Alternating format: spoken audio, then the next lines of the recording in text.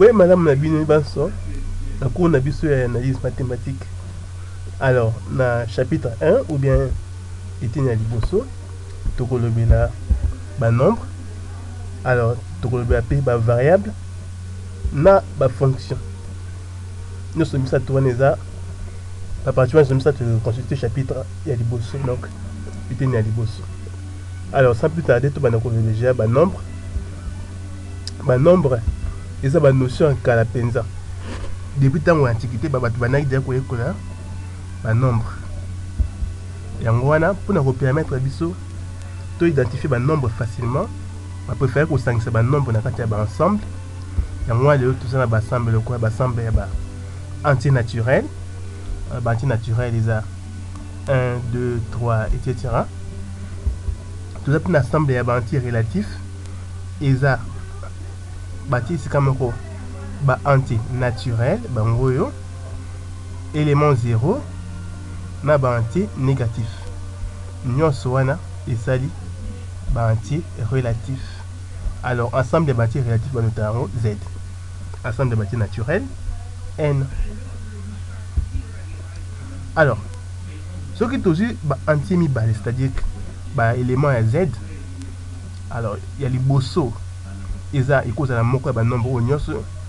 Il y a mi balé et cause à la soit 1 2 3 etc. soit moins 1 moins 2 moins 3 mais cause à la 0 t. Alors c'est aussi ba entier mi balé ndenge wana. Tu peux diviser bango. Alors division na bien bango fraction. P sur qui est la fraction. Par exemple 3 sur 4 est la fraction. 5 sur 7 P est la fraction. Voilà. En particulier, tu peux que le nombre est la division et il y a un nombre 1. Donc, ce qui P est un nombre rationnel, donc plutôt, ce qui P est un nombre relatif, tu peux diviser P sur 1 égale P. Donc, P à quoi comment P sur 1. Donc, tu peux si tu as ça, entier naturel, entier relatif, na ba fraction na kati ensemble de moko ou a bengi ensemble de nombres rationnels. Alors, ensemble de nombres rationnels, ils ont nini? Ils ont ba fraction, et ba élément ou na kati Z, mais élément ou a un dénominateur à cause de la 0. Yango yo, ensemble Q, P sur Q, P dans Z, qui dans Z et qui ne peut pas être égal à 0, qui à cause de la 0. Alors, entier naturel, entier relatif, na ba fraction, nous c'est comme on va former ensemble de nombres rationnels. Ce côté le bélo comme c'est important pour permettre de ba makamsu na sima. Période ya quotient. Ce qui te diviser ba nombre mi balendeng to monaki, résultat on benga quotient. Quotient, ils ont ma partie mi balé, partie entière et partie décimale. Par exemple, ce qui te suit 1 divisé par 8, partie entière dans à 0, partie décimale est à 125. Alors, partie entière est avant virgule, partie décimale est à 6 virgule. Alors, de même chose, 50 divisé par 8, c'est 6,25. Partie entière est à fraction est à 6, partie décimale est à 25. Alors, période de quotient, ils ont répétition à bas chiffre dans la partie décimale. Par exemple, surtout 22 tout divisé par 7, et puis ça fait 3,142 857. Aux moins que 142 857 voilà, et c'est répété plusieurs fois. Alors 142 857 ils ont constitué le Kwabengi, période de quotient 22 sur 7. Ce qui est divisé par 8 divisé par 17, tout le monde qui est période dans le pays monani, il a groupe ya chiffre ou ya rouge na ou ya bleu. Alors, ce qui est partie décimale, la division, et ce qui est quelque part, c'est-à-dire ce que ça la division et que la division est s'arrêter quelque part, nombre 1 est bien un nombre rationnel. Car c'est ce qui nombre 1 division nango eza na suka te ozo diviser ozo continuer kaka ozo marquer division et ozo s'arrêter te alors fraction est ebengami fraction irrationnelle.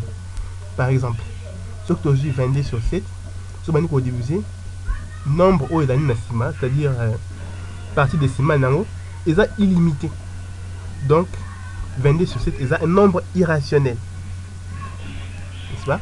Mais soki ozwi par exemple 1 divisé par 100 et puis sur 0,01, alors division na lokola soki na nombre 1 na nsima virgule, nombre eza un nombre irrationnel te mais eza nombre rationnel. Alors sikoyo tokoki kosangisa banombre rationnel na banombre irrationnel esika moko esali oyo tobengi ensemble de nombres réels. Donc ensemble de nombres réels eza kosangisama ya banombre rationnel mpe banombre irrationnel. elingi kobaki na kati ya ensemble ya banombre réel toza na barationnel. Barationnel eza baentier naturel, baentier relatif, bafraction au période nango eza limité. Pe toza pe na bairrationnel neti 22 sur 7 pi ou bien racine carrée de 2. Banombre eza banombre irrationnel. Si tosangisa na banombre rationnel esali ensemble de banombre réel. Alors propriété moko ya ntina eza ke tokoki koreprésenter ensemble ya banombre réel na ligne moko oyo katikati nango ezoreprésenter élément 0 et puis ligne wana ebengami axe numérique to pe droite numérique. Alors droite numérique yango tozomona côté pa toza na ba réel négatif, côté toza na ba réel positif, awa toza na 0. Alors na kati ya ba réel mibale toko trouver ba rationnel na ba irrationnel. Donc par exemple entre 0 na 1 ba rationnel eza ebele na kati ya 0 na 1. Par exemple awa 0,5 eza awa toko trouver pe awa 0,9 eza côté yo awa toko trouver racine carrée de na katikati ya 1 na 2. C'est ça. Lokola partie décimale ya ba irrationnel eza na suka te toko kokoma kaka ndambo ya ba chiffre oyo elandi, mais il faut toloba précision. Précision eza nini? Tozo exemple fraction 22 sur 7 épaissi 3,14 à 1 centième près. Tout le monde que fraction 22 sur 7 ba nombre oyo elandi eza wa ebele, mais to préfère tozwa 14 kaka na sima na virgule. Donc tozwa yango au centième près, c'est-à-dire 2 rangs après la virgule. De même 22 sur 7 épaissi 3,142 au millième près. Alors centième près na millième près yango ezali tobengi précision.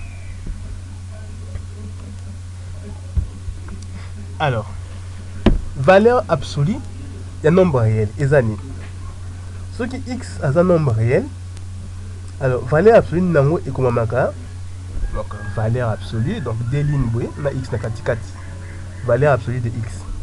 Alors réponse nango epesaka nini? So apesi yo un réel x babi okakile valeur absolue nango. Soki x wana eza nombre supérieur à 0, alors valeur absolue ya x epesi x yango moko. Soki nombre wana eza nombre inférieur à 0, valeur absolue nango epesi moins nombre wana. Soki par contre nombre wana eza 0, alors valeur absolue nango epesi 0. Tous ba nombre réel misato moins 2, 4 na 0. Alors valeur absolue ya moins 2. Valeur absolue na totali 2 na katikati, moins 2 na katikati, moins 2 aza inférieur à 0. Donc valeur absolue na repose ça moins 2.